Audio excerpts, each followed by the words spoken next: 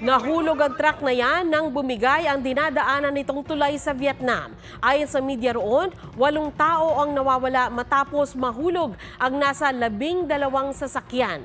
Gumuho ang 30 taong gulang na tulay sa gitna ng pananalasa ng Typhoon Yagi o yung dating bagyong Enteng. Mahigit 100 na ang nasawi, bunsod ng malawakang pagbaha at pagguho ng lupa.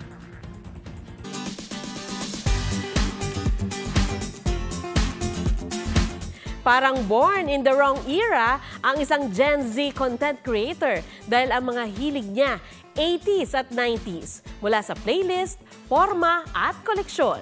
Pusuan yan sa report ni Oscar Oida. Vintage, retro, classic, all in one. Meet the Gen Z boy nostalgia at antique collector mula Davao City, Melvin Clyde. Vintage na gamit ang kanyang hilig mula sa analog TV to cassette tapes. Pormahang luma, that's his retro aesthetic. Inspired ng kanyang ama.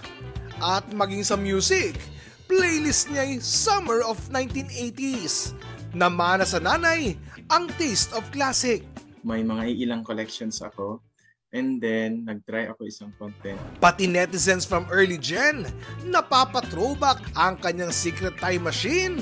Marami kasi sa OK mga old style. Kino-collect ko rin siya. May mga damit din ako na pamana din galing sa parents ko po. Oscar Oida, nagbabalita para sa GMA Integrated News.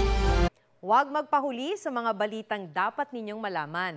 Mag-subscribe sa GMA Integrated News sa YouTube. Sa mga kapuso abroad, subaybayan nyo kami sa GMA Pinoy TV at sa www.gmanews.tv.